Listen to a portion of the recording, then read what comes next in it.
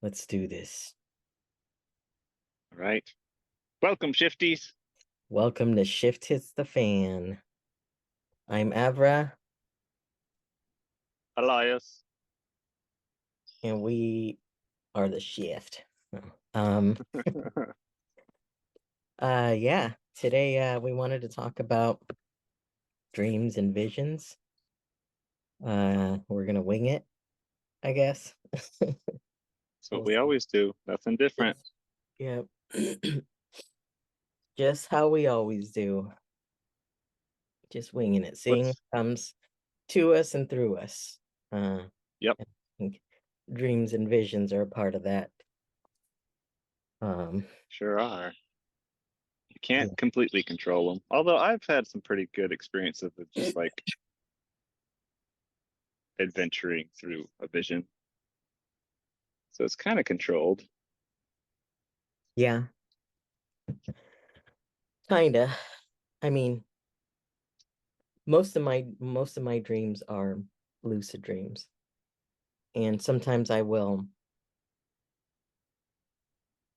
control what happens. Other times I'm just aware and I'm letting the dream take me where it wants to take me so that I can see what there is to see.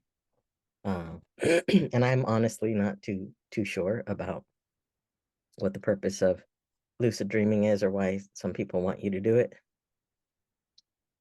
But I've been doing it since I was a kid when I would have this recurring dream. I had this recurring dream of coming out of my aunt's house, and there was this giant king cobra. And for some reason I knew that it was my job to protect my family. And I'm like, 6 years old when it started. Because that's when we lived at that that aunt's house. And we were always leaving, like my family's behind me. I'm confronting this massive, monster of a snake and having my family kind of sneak out behind me. I'm just making sure that they're safe. And because it would happen so much, um, I guess I taught myself how to lucid dream, and I would come up with different solutions for that dream. And this is how I take on all of my dreams now. Since then, is that I will replay them over and over purposely to learn to solve problems. So I became, a problem solver, always having answers for everything. Um, Always putting myself through like these the most dangerous uh situations that I could think of or conjure up and try to get myself out of them in the dream. So I've been very intentional about how I use my dreams at least, and it's sort of translating into, the waking life. Yeah. Well, I think it's interesting because I think it's kind of how we use them. I think sometimes they can just be adventures in our mind, but I use it as very symbolic. And then kind of almost, I guess you could use it even as a way to process things in your life. Um, and seeing the symbology behind a lot of the visions and a lot of the things that are happening. And that's where a lot of the dreams and visions gets into that alchemy and giving meaning and um, yeah, just giving meaning and purpose to those visions, dreams that we have, Mhm. and the different things that we see and things that we feel. Um, and in a way, it allows our body to transition and to move in this way of these new things that are happening in our life, or transition from the old and into the new, into the now, into Mhm. new perspectives. Uh, and I think that's the beautiful thing about it, because with the visions, a lot of times you can control a little bit of it, depending on what kind of vision you want to have. I've been having a lot of weird visions lately, though, that I haven't really been in control of. It's been almost like a dreamlike state in the waking moment. Um, and then just a lot of dreams lately too. But then looking back on that and just reflecting and saying, all right, what's this mean? And what's happening in my life that's bringing these things up? And what can I understand about myself and what's happening more and deeper? And as you do that, it's just, it's a beautiful experience. And I think that there are common, there's common cultural symbolisms that can happen in those dreams and in those visions.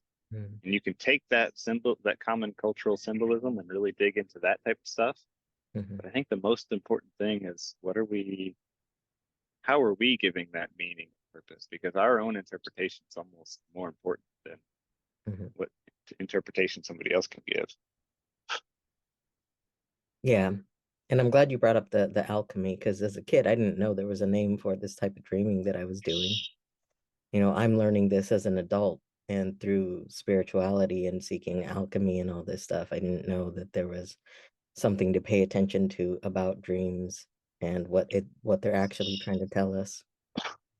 I'm using them as a tool since childhood, since I was 6 years old. Um, but now I'm actually recording all of the dreams or writing them down, keeping track of them ever since this having my dreams analyzed uh and being guided to pay attention to the dreams and what's going on because they're actually trying to tell you something. There is Yeah. symbolism. They are trying to communicate something. So keeping track of them, seeing if there's any sort of pattern. I can tell when I'm healing something because of what's showing up in my dreams.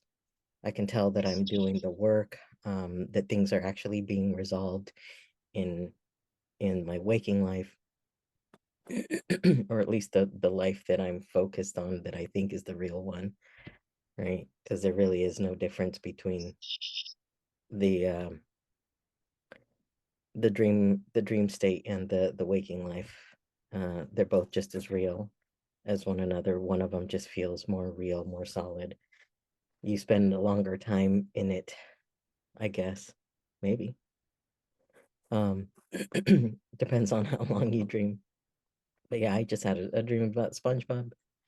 So, I mean, the fact that there were cartoons involved in this dream and all these little toys, and I was somewhere else showing me that it was that my relationship with my ex is resolved, and because of the series of dreams that I've been having about her, um, and how they've been playing out, it's been showing me that I've finally healed that relationship uh, within me, and I realized that I was, I had spent all this time dehumanizing her uh, because of how I experienced our relationship when I was um, brain damaged. When I was going through all this stuff here, it changed my perspective. I was angry. I was rageful. Um, I was unstable. So everything was a problem to me. And I didn't realize how much of that unhealed stuff was still carrying into how I held her. And so yeah, it was so awesome to have this dream tonight, or this morning, showing me that it's been resolved. And I finally moved through that one thing that's been keeping me stuck. So yeah, they're definitely revealing things about your process. It's a good thing to pay attention to them, I think. Yeah. Yeah, Yeah. That's awesome that's all resolved for you. yeah, I feel good. I feel good even though I'm like woozy and in pain and all this. And this is from another vision and another experience that I had, but I'll let Elias talk for a little bit to catch Yeah, up. I think it's interesting how I don't know, just how much it tells us and how much it shows us in life. And I think, I think I've spent a lot of my life not dreaming. Uh, And part of that's just been not being rested. Uh, and so there's some of that you need to play with too. It's like if you don't dream, then you need to find more rest in life. You need to find the ability to just relax and allow your mind to wander. Mhm. And this, like right now, I'm kind of going through some just wilderness, get to know myself adventures. Um, and I've been dreaming a ton lately because my body has been in that relaxed state where I don't have to worry about all the different things that are going on. It's just, all right, this is what's going on right now. And I'm rested, I'm healing, and I get to listen to the voices in my head at the moment. And that's been helping me to see all these different visions and dreams. And getting into that lower state of frequency is good. And I think sometimes we can still have those in our stress states, but for me, like something really needs to be coming through for me to feel that in my stress states. Mhm. But I think a lot of the spiritual work, a lot of the alchemy, a lot of the visions and this and the all these different things are things that will come in those lower states of frequency only when we're at rest. When we're stressed, our body's trying to recuperate all the time, and it's not going to give as much to the subtle and spiritual and symbolic things that are happening in our life, unless we have trained ourselves to watch that um, on a consistent basis. But or trained ourselves or conditioned ourselves to feel that. Kind of goes back to the spiritual gifts of you can have spiritual gifts that you're born with, things that you have been that just kind of come up in your life. And then a lot of times a lot of us need to train those and bring those things back into our life, bring back those spiritual feelings and experiences. Um, and I think a lot of it comes from slowing down, paying attention, and really giving ear and listening to what's all around us. Yeah, it brings to mind a few of our friends, a few people that we know that say that they don't dream, and those moments where they do express that they've had a dream and they're surprised about having had a dream, but it always comes after they've let something go. And it might be that these people that are holding so or trying to control so much in their lives, and then needs to be a certain way because of either what they do or their just whole family situation and how much control they think they need to have, that they don't allow themselves to dream. And they just think that there's somebody who doesn't dream, and they're trying to change that. But I think it has to do with the inability to let go, because these dreams do come up once they've shifted so massively in some way, and they finally had this realization and they let go of a certain thing, that they have these like beautiful and vivid dreams, uh, to uh, to let them know that they've shifted. I don't know if that's the case with everybody, but at least in the people that I've observed, it is.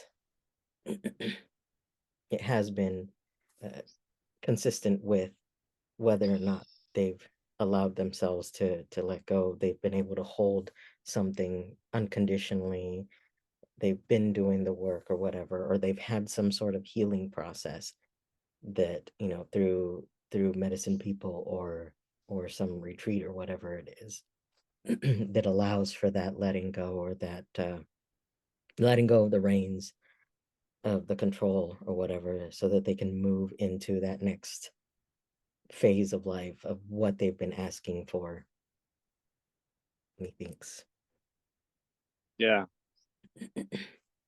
yeah, I think, and that letting go is the practice of relaxing. Mhm. Yeah. Like a lot of the stuff that I do with myself right now is just I'll pay attention to the muscles in my face, and just as I pay attention to them, it's just like, oh yeah, I don't want to hold that. I don't want to hold this in my eye or in my nose, and these different things will just start to melt. And then as I relax deeper and deeper into that state, I get into those visions and I get into those dreams and I get into those things that want to come up, that creative mindset.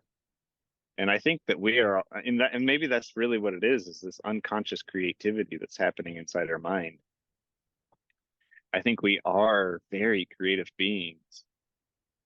And if we are in those stress states, then it's harder to be in that creative space, hard to create the different things in our life that that we want to give meaning to, that we want to have mean something for us. And I keep going back to this thought that I think it feels like the purpose of this life in a lot of ways is for us to give meaning to life itself, um, to really use our creativity to explore and to live life to its fullest. And and if we're not in those rested states, it's just harder to be creative. And that I think that's not completely true. I think some people are really creative in those stress states. Um, but for those of us who have shut them off or shut down those feelings or shut Mhm. down uh, those gifts or those abilities, we have to find that rest before they come back. I think it depends on the type of stress because, if you're talking about the the stress that comes with suffering over people, over others, you can express that through painting, art, poetry, things like that. But if it's if it's a stress that leaves you exhausted, but you can't rest, that's harder to produce something because you don't have the energy for it. That's what I've been experiencing.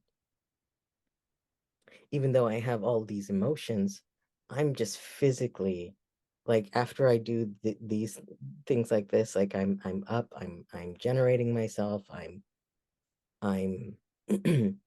doing things with other people.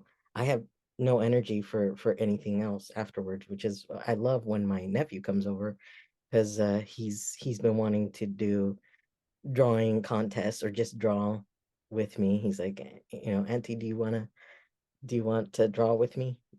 Uh, and and I get to doodle with him. That's like the only time. Otherwise, the only time I get to do something. Otherwise, I have trouble being in the light. My hands are just shaking. I'm dealing with symptoms, and I need that that rest, so that I'm ready for the next time that I have to be with people. Otherwise, it's just taking so much out of me. And what's been going on with me today is we have a shaman friend who guided us through a shamanic meditation, and it brought up so much stuff for me. I've been feeling sick to my stomach. So my face is numb, it's hurting. I have all this stuff going on. So I'm like trying to just hold and love all the stuff that's coming up that would rather have me sleeping. I slept all day yesterday. I had so many dreams, and I've written them all down to pay attention to them because I am being guided to pay attention to listen to what it's telling me, to observe the symbology and all this stuff. So I am trying to learn what it all means and trying to make sense of it as best as I can and all this. But all this stuff that I'm feeling in my body right now, um, I'm just gonna be hugging and loving on myself this whole time. So I hope you don't mind. um, and it's not too distracting because this stuff just needs to be held and loved. Yeah, I think and I think a lot of that, kind of going back to that creative aspect of things, if we kind of have, it's draining our energy, and we want to, I feel like so often we're trying to force these creative spaces, but it is work. It is things that will use up energy, Mhm. especially when we're diving into these emotional and conceptual concepts um, that really mean a lot to us. The things that mean a lot to us, we give more energy to, Mhm. and so we kind of have that balance of space of like, we got to find the balance in life, find the rest, and then find the ability to have that fun. And a lot of times it'll just speak to us. Um, like your visions just kind of speak to you. Yeah. And that's right. You people mean a lot to me. That's why I give my energy to you. I love you. I want you Loves. to heal. I want to be there. I want you to feel loved. I want you to learn to love yourself. This is important to me.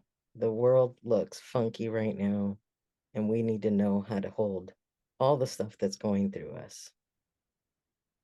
And Yep. that's why I show up, because that's one thing that I know how to do is hold this stuff. I mean, I've held it so well. I levitated a few days ago, and um like for myself, and this is I've held it so well for myself, is what I mean, that I want to teach as many people as I can how to hold this stuff. Because it is magical.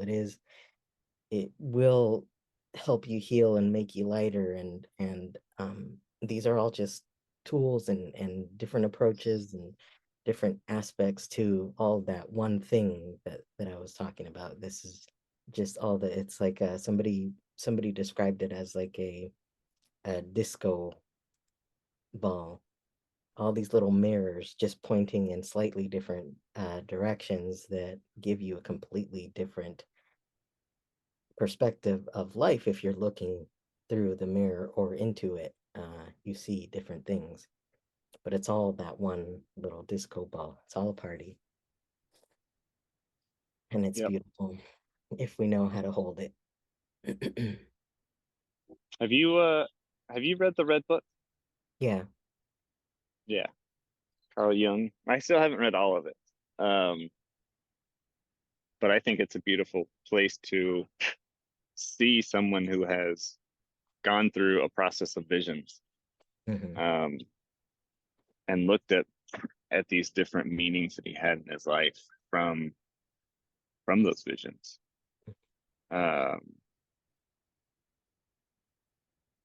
and I was just thinking about that and a lot of my own visions that I've taken myself on, and I've taken myself on a few of the visions that similar to what he's had. He had this really interesting thing where he dedicated his life and his time to feeling and experiencing those visions when they would come, Hmm. and trying to understand them. And I haven't had that commitment or dedication, but it's been fun to like, one of his visions is he goes to the desert to see what the desert brings to him. And the vision that I had from that was fascinating. Like, I had these scarab beetles come out of the sand and then like climb up onto my back and riding on my back, and one of them was like on my shoulder just riding with me. And then we get to a temple, and then when they see the temple, they all scurry off and go away, and like they didn't want to go inside. But when I went up to the temple doors, it was blocked, like I couldn't go inside, Mm. and it was and then later on I revisited that same vision, and I was able to go inside the temple, and it was just a crazy experience of just getting to know almost that spirit guide from that temple in the desert. Wow, you And just it's fun to like, oh, go ahead. go ahead. I was just gonna say you just reminded me of a vision that I had that just changed yesterday. I've had Oh this yeah. because I've been paying attention to these recurring visions that I have, and I've been writing them down as they come up. And one of them finally changed. I've been having this vision of me hanging on a rope, and I'm like maybe 5 feet from the top of this trench. And at first, I only see myself looking up and my girlfriend calling me up to be with her in the light. But I don't want to come down because I know then I look down and I see this group of people hanging on each other like, a bunch of grapes. But they're clinging onto the rope and they're asking me for help. And I in that moment like can't think of ways to help them. It just the answers aren't coming, and I see myself going under them and trying to push them up, and but knowing, bless you, knowing that the work is in the darkness, in the depth, in the trenches. So I don't want to pull myself up and try to pull them up from being in the light with my girlfriend, because then it creates this, and these are the feelings that are coming up in the vision, like that's compelling me to that going into the light isn't the right thing, right? And it finally changed last night as I was writing it out, to where I was able to pull them up one by one. And the first one that came up was a little boy, and who was so happy, and I'm handing him off to my girlfriend, who's just like taking them lovingly and just releasing them. But the little boy is just like so much joy in the freedom that he now has, just running around, and he goes off, and one by one I pulled him up, and then I still don't go up into the light. I'm just handing off all these people, making sure then once the rope is empty, I go down into the trench to the bottom and start pulling people out of the mud, and then bringing them up one by one. And she takes them, cleans them off. But that's the first time in, I don't know, maybe over a year, that I've been having this vision that, it's another sign that I've broken through something where I felt helpless to help, to helping others, or those aspects of myself that feel lost and trapped, and have been calling to me to help them. I finally, when you said you were finally able to get in, I was like, I was finally able to pull my people out of the trench, and it's this massive trench. Um, so where it ended is I'm just like walking through the bottom, just looking for pulling people out, making sure there's not a single person left behind.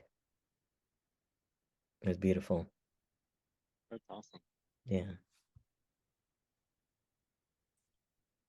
yeah. Yeah. I think these visions and dreams are amazing. And like I've I think a lot of my visions are things that I've been like, all right, I'm gonna go into the space and just see what happens and just start exploring.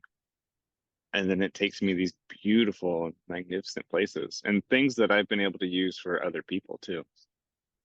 Some of the meditations that I've guided with us um, had been visions that I've had, Hmm. or just feeling the symbology that needs to come through on um, on a guided meditation that someone's asked me to do. and some of them get kind of weird, Mm-hmm. like being in the middle of the ocean and suddenly you have a cup in your hand. Mm-hmm. That was But fun. yeah, but it's fun to just, I mean, that's how dreams are. Mm-hmm. They're just random and different, Mm-hmm. and I think they can really open up different feelings for us and open up new possibilities and guide us to new adventures in life. Mm-hmm.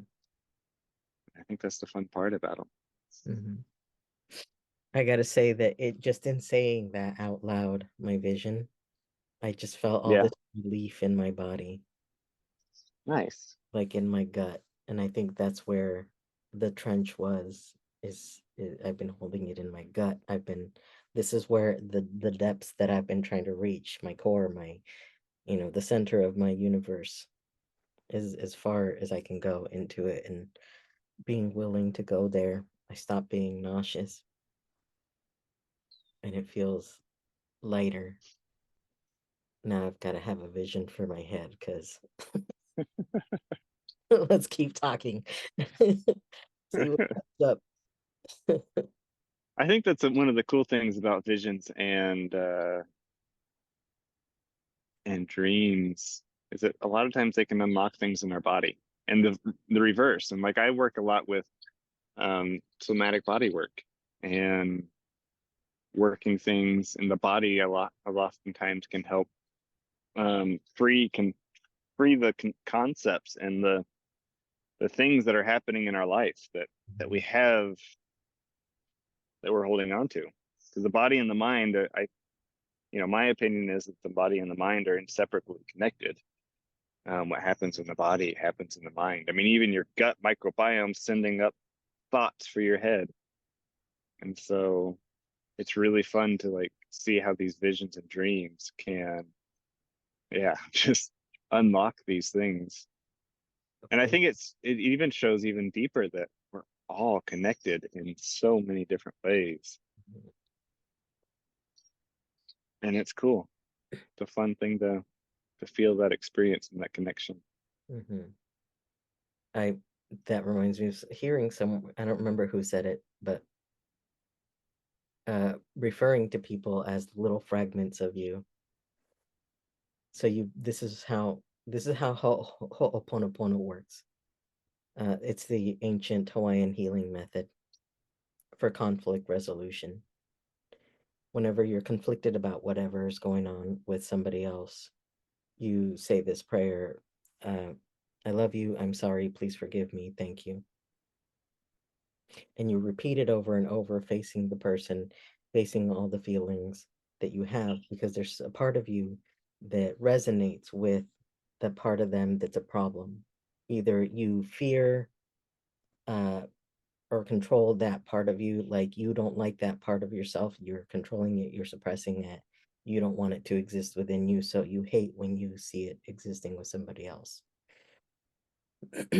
Or it's a it's and which is usually the case with most of the people that we have a problem with, is you hate seeing that quality expressed through somebody else, and especially if it's somebody that you love, like a parent or whatever. You just instinctively know that parents shouldn't be abusive, or they shouldn't be a certain way, they shouldn't treat their child this way. This is not what love looks like, because it's our nature to know what love is.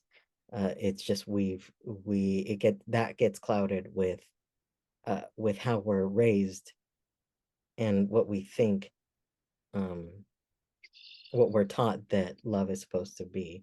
Like it's supposed to be rough and aggressive and all this, but there's a part of us that knows, right? So you're trying to resolve this conflict with the other person by saying this prayer over and over until you feel that you've healed that part within you about that other person. And it's a process of being able to hold their stuff, and that the thank you is the thank you to yourself and the other self for resolving the conflict.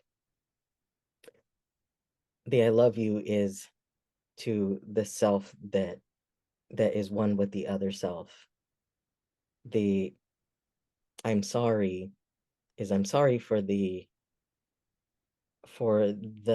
thing within me that has this be a conflict between us, that resonates with me, that has you show up as a problem in the way that you do for me, because that's not how they are for everybody else. Only you see them that way, in the specific way that you do. And please forgive me for the unconscious programming that I have, that has you um appear this way for me, because you want to heal that part of yourself, uh that holds them in this light. Because if we shift our perspective of people, if we start focusing on something else other than the problem, they no longer appear as the problem, right? We change our mind about things and people, and um they change as well, which is why, even though I've had this incident with with my former employer, which isn't directly my employer, I only ever send love to the company, and try to resolve that conflict within me so that my case can be resolved, um, in a way that works for both parties, right? I never want to send any harmful or ill thoughts towards them, because I know that I contribute to the problem when I do that. I contribute to the energy that keeps them that way when I do that. So I want to know how within me I can resolve every conflict that connects, uh, to how people show up in the world. And it's not a dream or a vision, but it does. Well, I guess in a way it sort of is a vision that creates a future. Uh, a healthier future, a healed future for all parties involved, which is, what I'm doing with Netanyahu and all the people who are in power, which is not really power, it's force. Uh, True power doesn't need to control people. It doesn't need to force anything. So, Yep. It's like it goes back to the saying that I have of fighting conflict with conflict just leads to more conflict. Like I feel like we come back to this all the time, but I feel like that is the saying that I goes true with almost anything. The more we try to heal something with conflict, the more we're just going to create more conflict, more damage, and there's going to at least be a scar left over, mhm, um, for what that healing process is. mhm, And I think a lot of the visions and dreams that I've had have been a lot of that. Well, specifically the visions. The dreams kind of show me where my consciousness are already right now.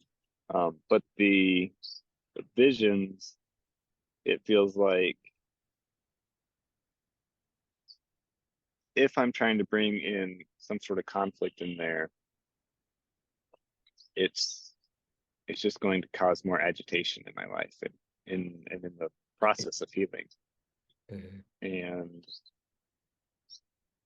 if we bring that acceptance and that forgiveness and that letting go, then we move forward. And it's kind of that, like that saying, the only constant in life is change, or the only true constant is change, because everything's always changing. mhm, If we want to be with that constant change that's happening all around us, we need to be able to let go. The mhm, quicker we can let go and move forward and release the things that we're holding on to, the quicker we will get into those places where we're okay in life. mhm, And that's a weird balance to have, because a lot of times the things that we're holding on to are the things that cause us to suffer. mhm, And sometimes we should hold on to those and hold on to life and hold on to the beautiful things we have in life. And I think sometimes letting go is a way of holding on because we give that freedom to the other person, to those people, or to Mm, life, or whatever's happening.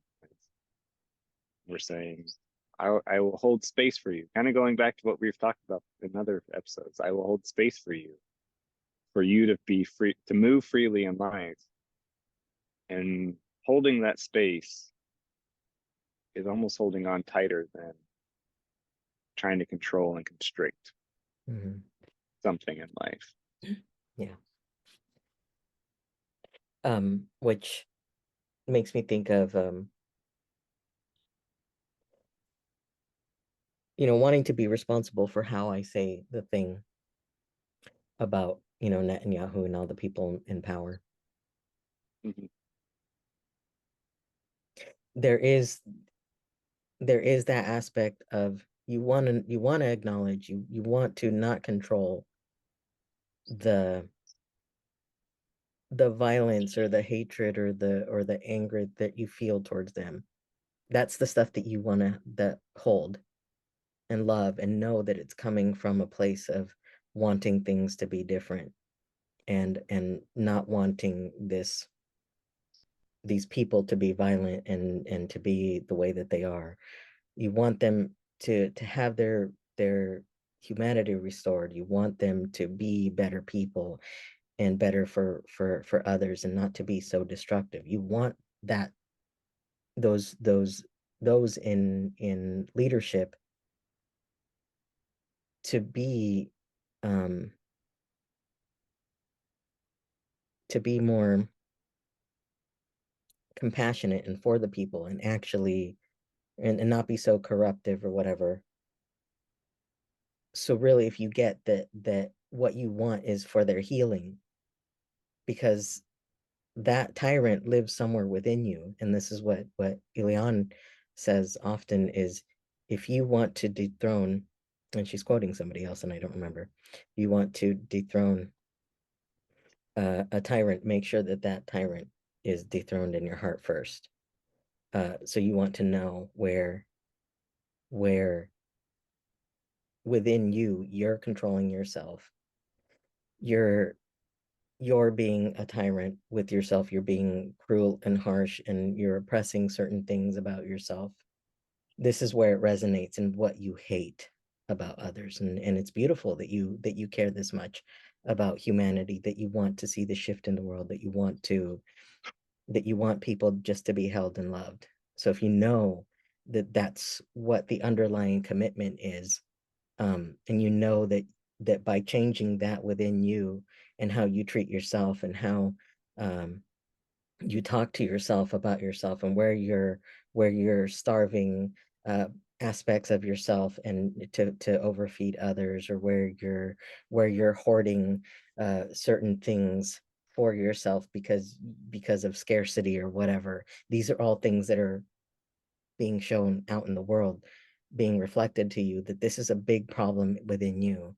So you want to learn how to hold all of that stuff within you, how you are about you, because this is why it's such a big problem for you out in the world, is that these are the things that you really, really hate, and wish could be different about you. Not that you're out there dehumanizing people, but it's about how you treat yourself and talk to yourself.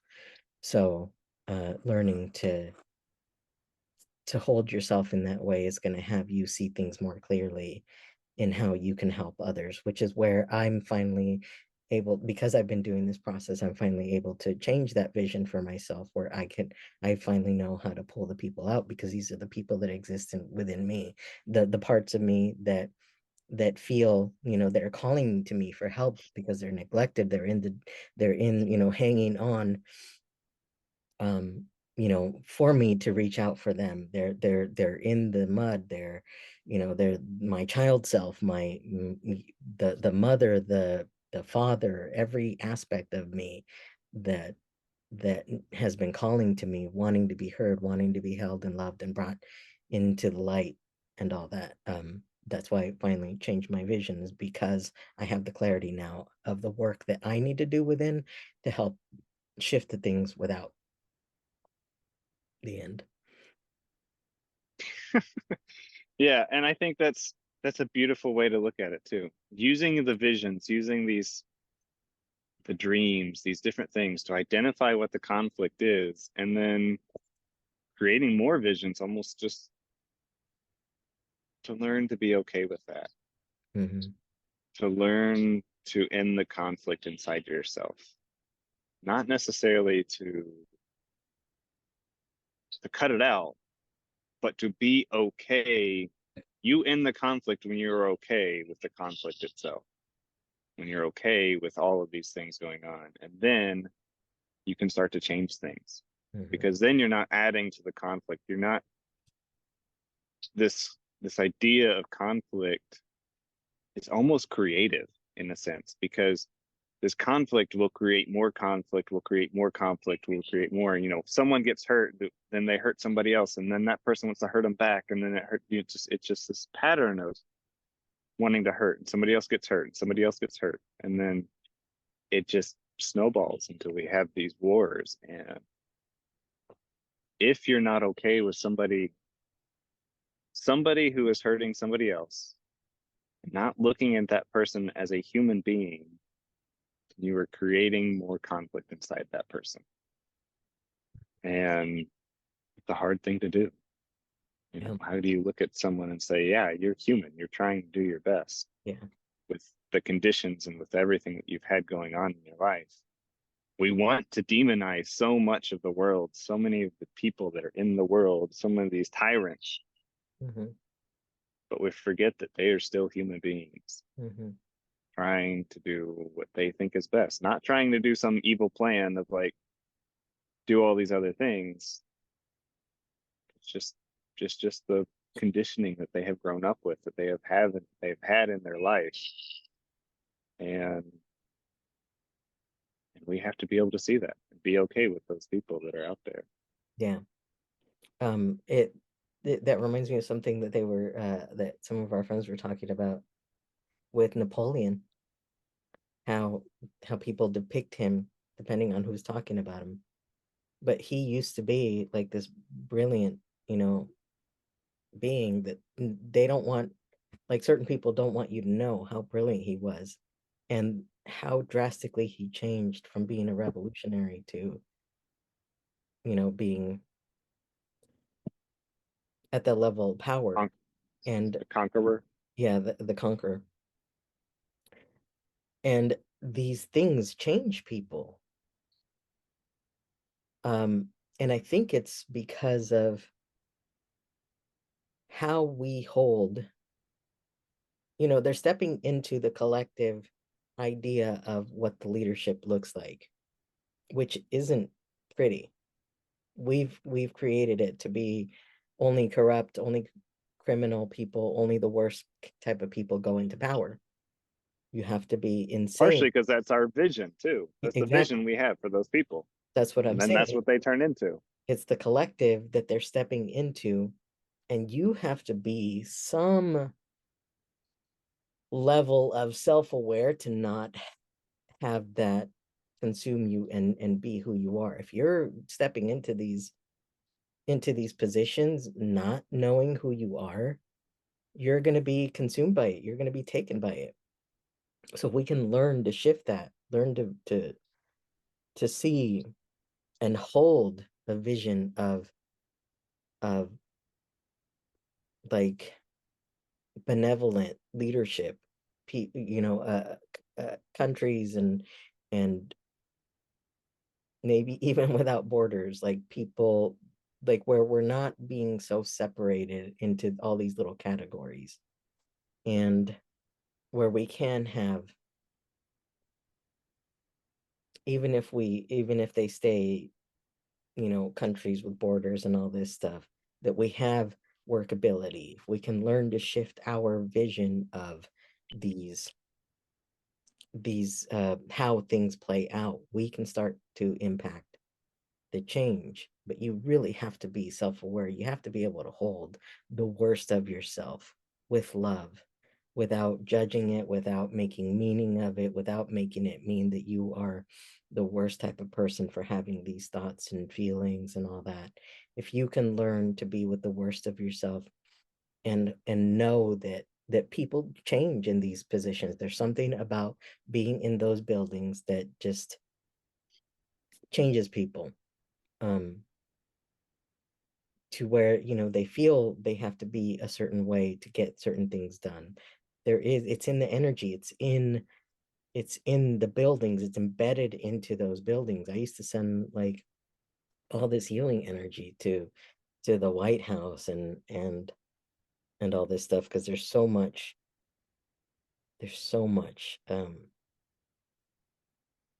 hatred and negative thoughts and all this stuff that goes into that I wanted to just keep sending love to it, and holding it and all that stuff. But I've got to be able to hold the worst of myself, which is why, in all these things, I go to the darkest places. I'm not afraid of being seen in a certain light. I'm not afraid of being called out or whatever it is, being painted in a certain way, because I'm going to take it on. I'm going to own it. I'm going to know that I put it out there somehow, and it's up to me to resolve it within me, and know that I can create something different. And then I start hearing that different thing being expressed and being spoken to me, because I know myself, because I'm taking the time to love and hold every part of myself, knowing that I'm everything and nothing, that I can be whatever I want. I can create myself in my speaking. It's why I called myself Abracadabra. Right? Um, Alakazam. Anyways, yeah. Well, and I think it gets you talking about all that makes me think of my own process right now of what are the voices going on in my head? How many of those voices are my own voice, and how many of those voices are somebody else's? Mhm. And you start thinking about politics specifically, and and if you think about politics, it does not exist. Government and politics are not a real thing in the world, except for what we created them in our mind. And if you want to look at that a little bit more conceptually, just go read the book *Sapiens*, and you'll get there. So am I to read? Um, it's an amazing book about evolution, and what I got out of that is what is real and what is not real in life. Um, and so when I realized that the government wasn't real, I just it's like, why am I, why do I listen to the news? Why do I do all these things? And so I just took it out of my mind. And I have a friend that I was just hanging out with not just a little while ago. I was talking to her about Biden and Trump, and she's like, "They're running again." It's like, yeah, wow, you're more out there than I am. That's amazing. But we have that ability to just live life and create the things we want to create, and not create the things that we don't want to create. And so I've been looking at that. What is my voice that is truly inside me, and what are the voices that I am pulling in to try to say is my voice or is including into my voice? And how much are those voices shaping who I am on the inside? And so that's why I've gone off on this adventure, or in this like solo trip, just to get away from technology, get away from everything, just be what is in my head. Mhm. What are the voices that I want to listen to? And after having my own visionary trip of just seeing all of these different voices, I was like,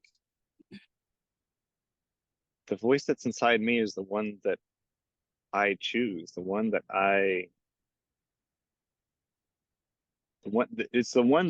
have to choose with, Mhm. the thing that I get to express myself with, whatever that self might be. I mean, a lot of the energy that's inside all of us is recycled energy, and a lot of conditioning, a lot of all these different things.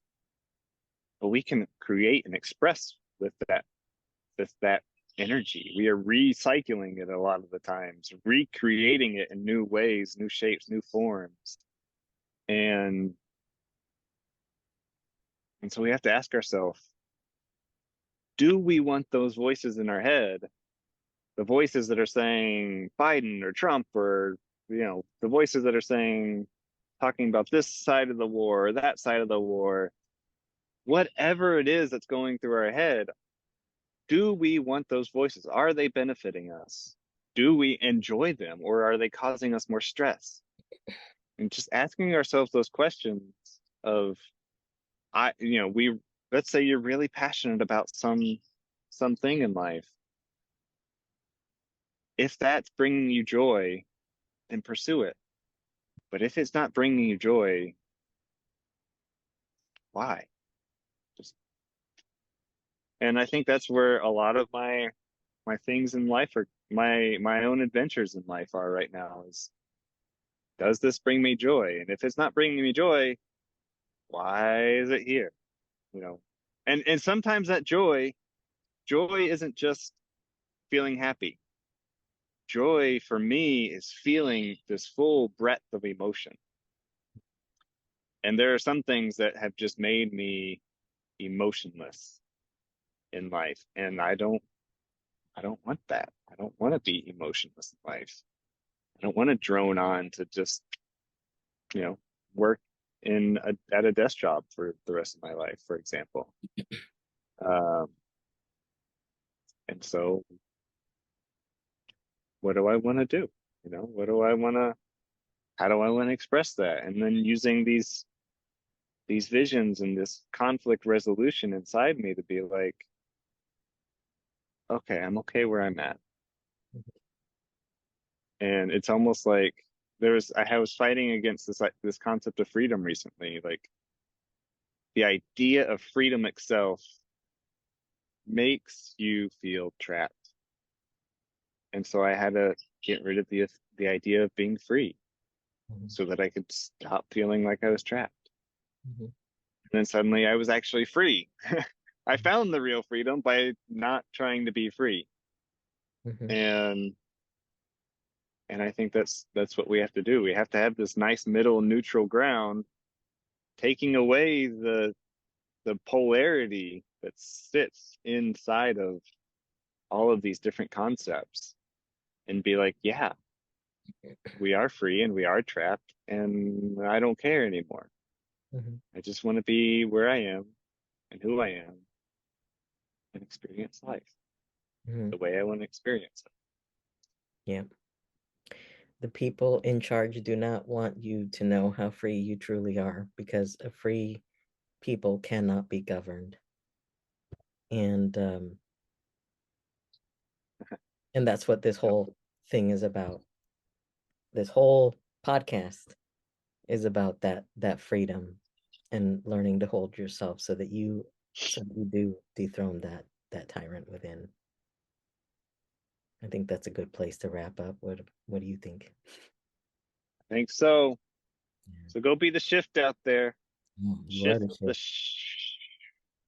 shift that's in your mind. Yeah. You are the shift. You are full of shift, and it's all within And the. all you have to do is make the choice. Yeah, So go be the shifties. that's right. Go be the shift. High five. Oh, was that just pushing them out or a high five? All That's a high five. right, high five. Love you, the end.